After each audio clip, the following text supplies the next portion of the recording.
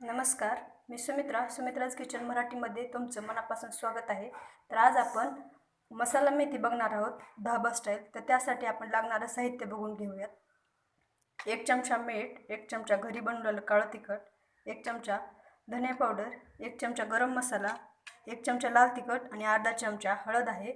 आणि मी इथं स्वच्छ धुवून एक अर्धी बारीक वाटी मेथी चिरलेली आहे. तुम्ही बघू शकता, मी अशी बारीक चिरलेली आहे. 1-1.5 वाटी आहे. एक अर्धी वाटी शेंगदाणे आहेत भाजलेले, थोडंसं अद्रक, थोडंसं लसूण हे पण मी बारीक चिरून घेतलेलं आहे. एक मोठा कांदा मी बारीक चिरून घेतलेला आहे. थोडंसं तीळ हे पण मी भाजून घेतलेलं आहे. आणि एक अर्धी वाटी बारीक चिरलेले खोबरं आहेत, हे भाजणार आहे मी. आणि भाजीसाठी लागणारं तेल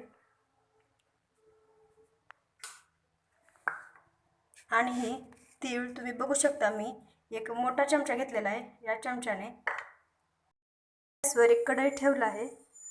ते गरम झाल्यानंतर त्यात मी हे खोबरं थोडंसं भाजून घेणार आहे खरपूस. तुम्ही बघू शकता, मी हे लाल असं भाजलेलं आहे.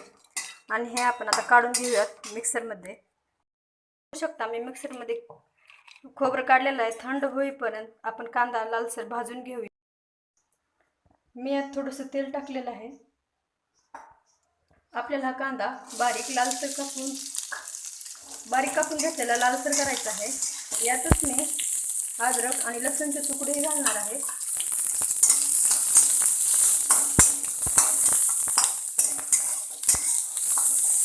याला जास्त तेल नाही लागत, थोडंसंच लागतं, परंतु हे लालसर भाजून घ्यायचं आहे आपल्याला त्याच थोड्या तेलामध्ये.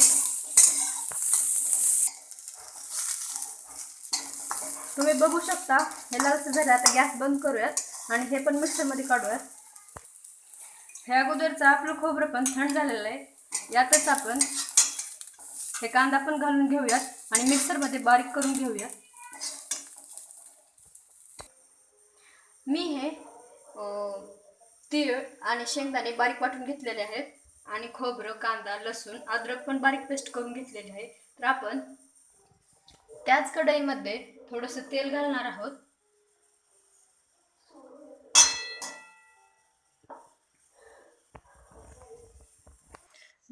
आपल्याला तापलेलं आहे. मी यात थोडंसं जिरे, एक अर्धा चमचा हिंग, पेस्ट टाकणार आहे.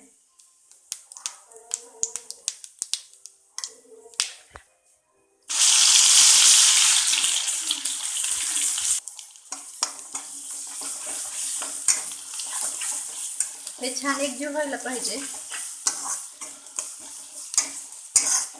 तुम्ही बघू शकता, लगेच कढईनं तेल सुटलेलं आहे, कारण आपण हे दोन्ही पण साहित्य भाजून घेतल्यामुळे. एकदम छान परतल्यानंतर आपण यात पुढचे जिन्नस टाकून घेऊया. तुम्ही बघू शकता, कढईनं तेल सुटलेलं आहे. तर यात आपण आपले मसाले टाकून घेऊया. हे बनवलेलं काळं तिखट, लाल तिखट, गरम मसाला, धनिया पावडर,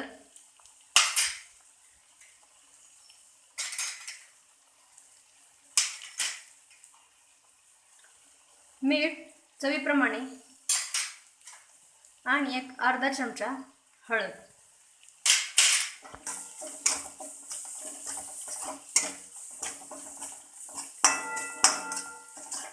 यात आपण आता बारीक चिरलेली 1-1.5 वाटी मेथी घालणार आहोत.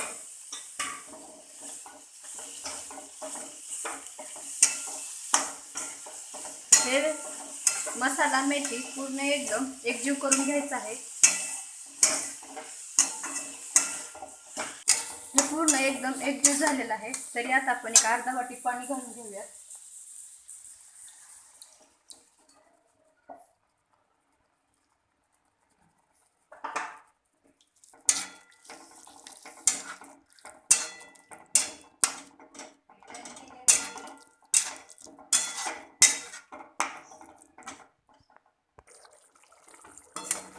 तुम्ही बघू शकता, आपली भाजी शिजत आलेली आहे. तर मी यात तीळ आणि शेंगाचं कूट टाकणार आहे. ही भाजी शिजायला जास्त वेळ नाही लागत, कारण मेथीचे फक्त पानं आहेत. आपण त्याच्यात जास्त दांड्या नाहीत घेतल्या.